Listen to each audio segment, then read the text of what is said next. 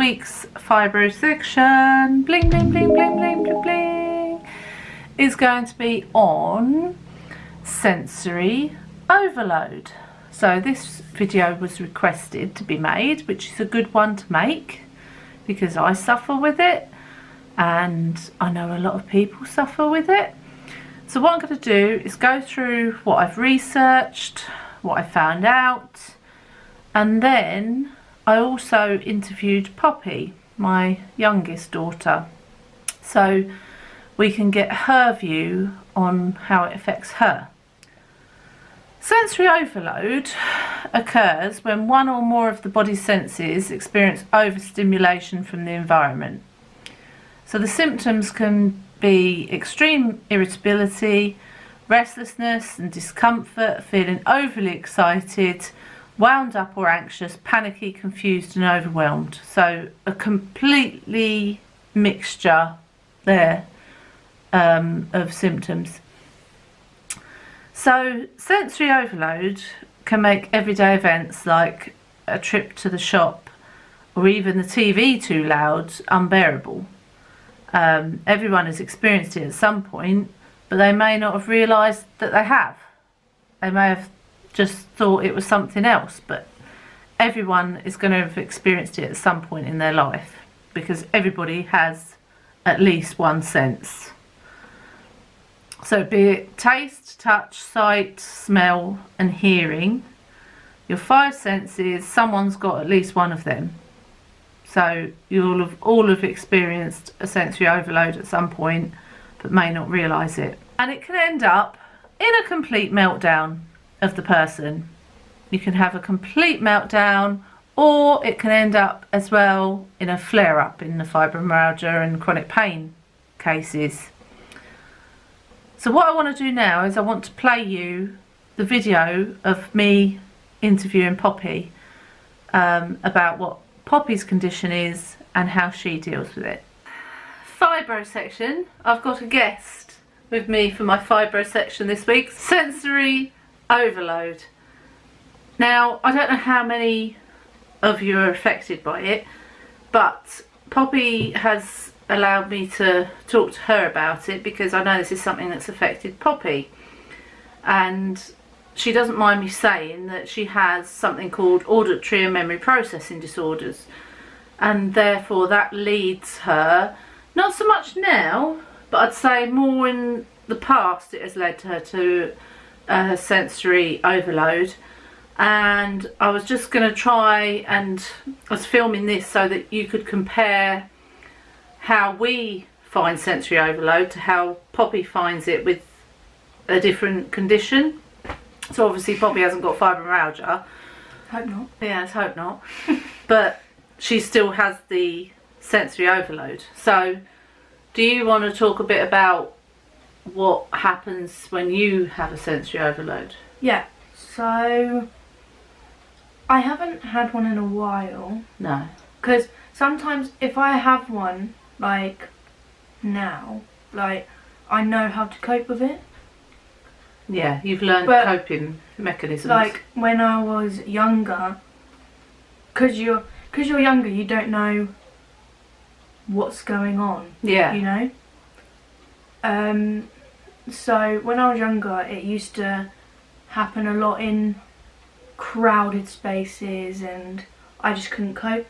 Because with auditory and processing disorder, you can't. It's difficult when it's like a busy place, especially when someone's trying to talk to you. Then that's when it just gets a bit too much. Because it's like the background noise, isn't it? Yeah, and then yeah, definitely. Like when we went out to see Waitress. Yeah. And we went to Zizi's. Yeah, that was very loud. Very loud. Yeah. But like, because I know how to cope with it now. Yeah. I was. So how do you cope with it compared to when you were younger? So, when I was younger, I used to kind of cry. She used to hide under a desk, and we also had a dark tent for her, like a little dark tent that you used to throw yourself into. Yeah. And you had like a little torch so you could control how bright it was. Yeah. And like sensory things in like there. I still like small spaces. Yeah, you now, do. Yeah. Which is very weird because you wouldn't have And you like certain textures, like soft things, don't you? And things like that, which all helps. Yeah, so... Oh, when you were younger as well, sorry to interrupt you, when you were younger, you had them noise cancelling headphones. Yeah. Because... when we were on the underground. Yeah, I was just about to say, the underground for Poppy is really hard, and it still is, isn't it? Yeah. So we try to avoid it, because I can't do the underground anyway, because I can't walk all up and down the steps. Or you can't take a wheelchair on there. So we tend to do taxis now, which is expensive, but we don't go to London very often. But yeah, when you were on the underground, what was it about the noise? It was the fact that I didn't feel safe as well. So it's hard when you don't feel safe anyway, and it's hard to hear the person that makes you feel safe. Yeah. And then it just gets all too much. I get you, yeah. But like, then I just cried because of it. But now, if we ever go under the underground, I know it will still affect me. So it kind of, I have like, it's almost like I had a panic attack before the thing, because I've had those memories, those bad memories. So you know what's coming. And I know what's coming. So like an underground, I still haven't managed to like master. But like, there's other places, like when we just go out, like I'm usually fine, unless it's like extremely packed. Yeah. And we're like, and then it's just noisy, and someone's trying to tell me where to go. That's where I'll probably just be like. So with auditory processing, for those of you that don't know what it means, is basically Poppy finds it difficult to process what is being said to her. So if there's background noise as well, especially if it's very loud, and then like she says, her safe person is talking to her and she can't hear or understand what they're saying, then it's like, you know, full meltdown mode. But you've learned these different ways of strategies of trying to cope with it. I know it sounds really weird, because like, it's because of my processing disorder, it sounds really like difficult to do, but I've managed to just be able to learn how to kind of focus on that person, you know? Like that's when sometimes, like at the moment, I'm trying to think of what I'm saying, so I'm kind of looking around the room, like, because sometimes, especially like at restaurants or something, if I don't look in someone's eyes, I'm usually focusing on a spot and thinking of what to say, you know, and hearing what they say. So like, if you say something to me at a restaurant, I'll probably be like that, you know, like, because I'm trying to block out all the noise. Am I allowed to say about your hearing as well? Yes. So Poppy's also going to eventually lose her hearing, because she was born, we discovered, with no hairs on her eardrums. So any noise that happens to Poppy penetrates her eardrums and destroys them, basically. So she has to have annual hearing tests to keep an eye on it. Now the right one is worse, I think, than the left one, and it's still in the normal range, but it's at a lower range of normal. And I've noticed, like when I've talked to Poppy over the last month or so, and she doesn't always hear what I'm saying, or, you know, so it's going to be a gradual, thank God. It's not like we didn't know how fast it was going to go, but that also contributes. Because that's the thing, like with people who has auditory and processing disorder, most of the people, their hearing would be fine. But where with me, I've got to cope with the disorder and hearing loss. Yeah. So it does get double a bit whammy. Yeah. So how do you feel that your sensory overload is different in any way to fibromyalgia sensory overload, or do you think it's quite similar?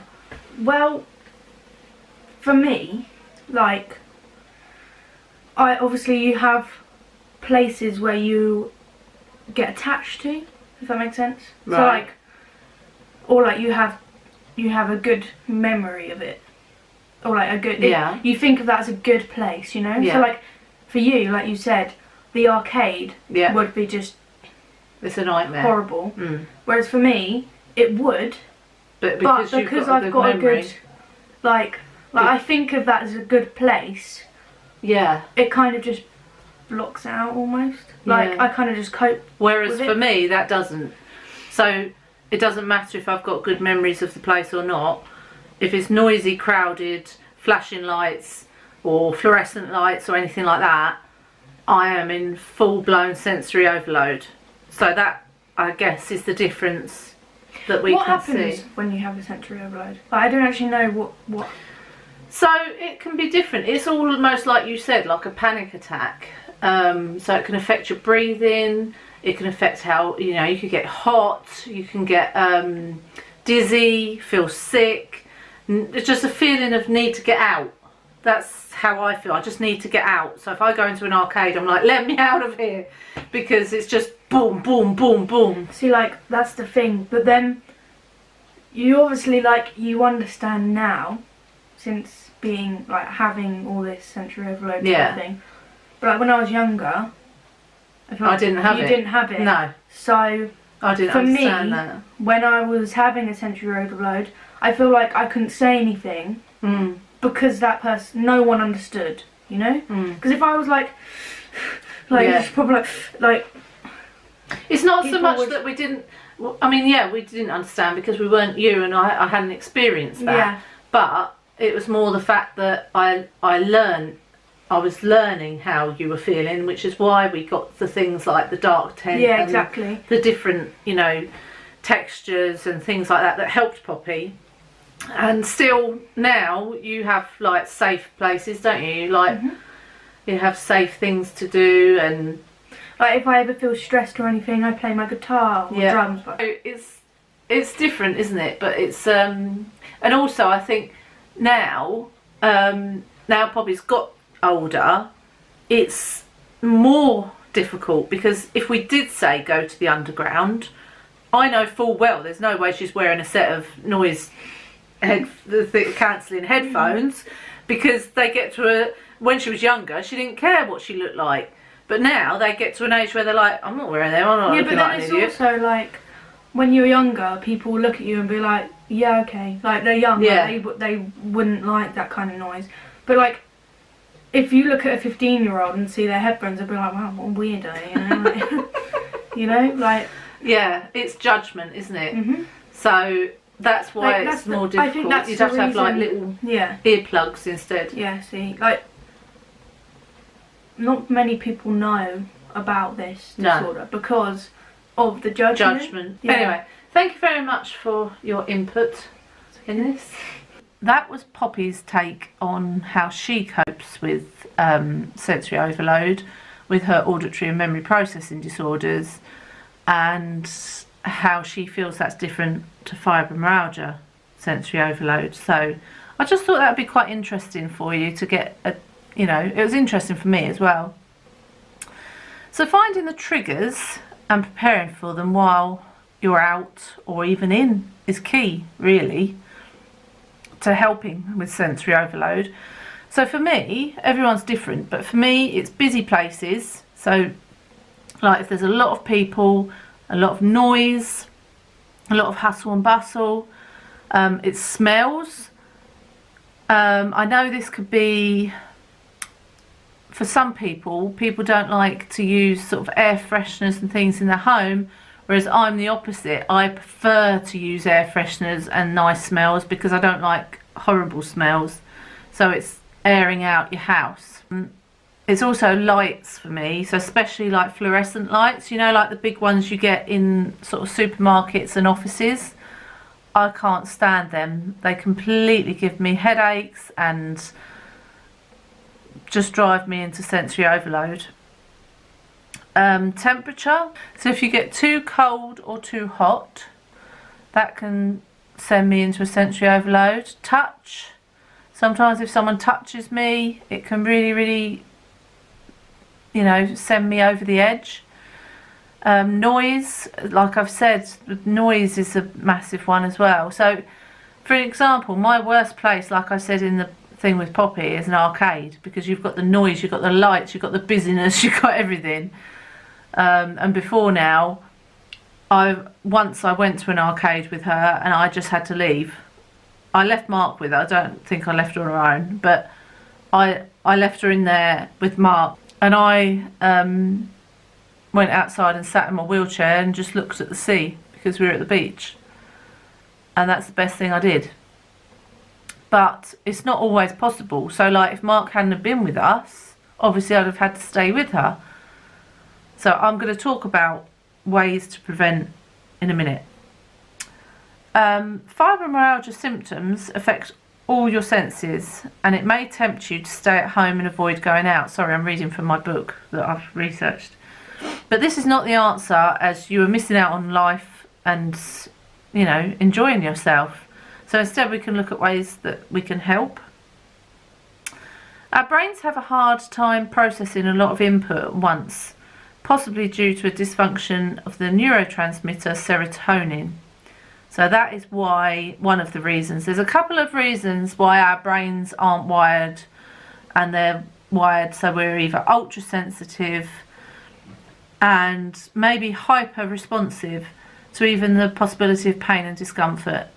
And like I say, we're ultra sensitive to the senses, and research has shown we have elevated levels of inflammatory markers in the skin, making touch more sensitive. It makes all our senses more heightened, if you see what I mean.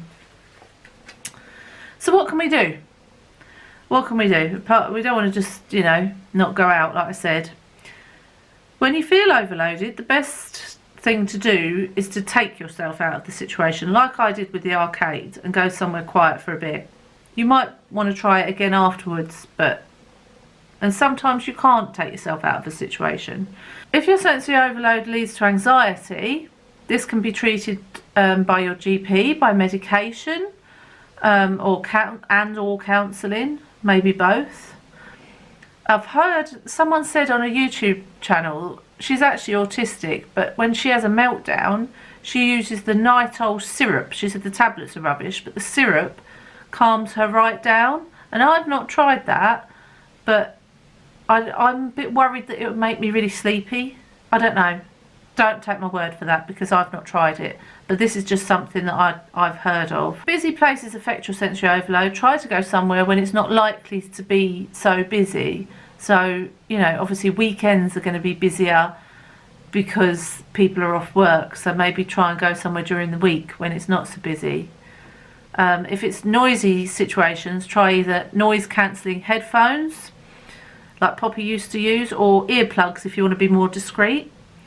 If it's bright lights, try wearing sunglasses indoors too. So with the arcade situation, I could have helped myself by having earplugs and sunglasses on, but I didn't. But in the future, that's what I'm going to do. If it's touch, try to wear soft, comfortable, loose clothing, and make sure friends and family are aware of it as well, so as not to give you a big hug or to, you know, slap you on the back or something. That's going to kill you, isn't it? So it's not going to kill you. It's going to, you know, I mean, it's going to hurt. So make sure you educate your friends and family is a big one.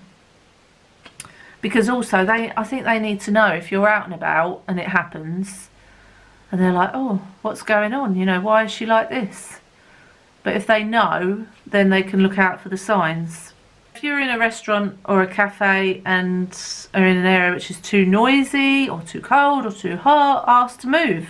Or move, you know, if you've sat yourself down, just move somewhere else and let them know that you've moved. You know, you can control that. Make sure you dress for your needs, layers so you can take them off or put on layers. If it's the cold, try to use hand warmers or heat patches on the body, or you could take a little hot water bottle with you, or try hot drinks, that sort of thing. It can take time to figure out what works best for you, but in the end you can take back control. And this is the thing, it's trying not to avoid every situation where you're going to think, that's going to cause me a sensory overload, that's going to cause me a sensory overload. I mean, Mark's very good now. When we go out, he will know if a place is going to cause me sensory overload, and he will limit the time we're there or take me somewhere else or do something. So it's really good to have that support, which I think is why it's really important to communicate that with not only your husband but your children, your friends and your family. So the most important thing as well is working with your GP. So get a doctor that is supportive, because if you've got a doctor and they're not supportive, change them. I've got a brilliant doctor, she's so supportive, and they can help with things like this. They can give you suggestions, so definitely. And one of the things that it said when I was researching it is the dreaded exercise word. Everything you research with fibromyalgia comes up exercise. It's like, okay, I'll just work out 5 hours every day and collapse. No. So I know what they mean. They don't mean just to keep exercising.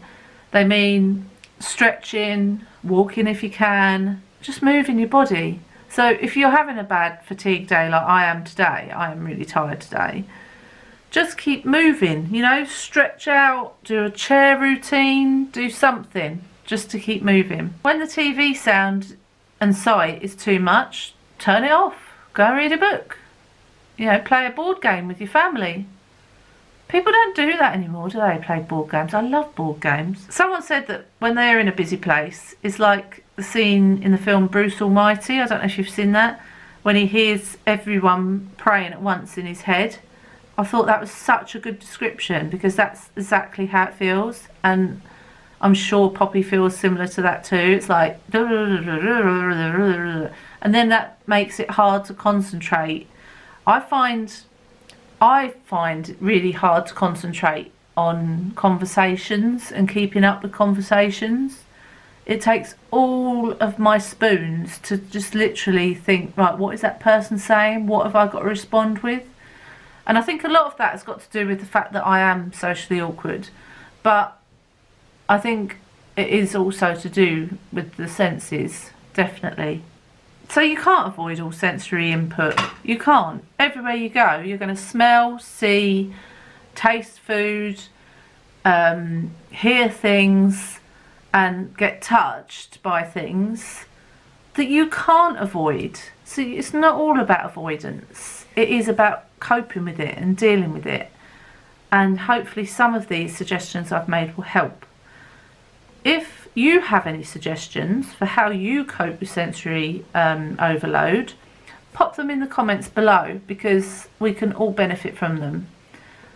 If you found this video useful and helpful, give it a big thumbs up, hit that thumbs up, hit the subscribe, hit the little bell so you receive notifications every time I upload a video, and I will see you all again for the weekly on Saturday.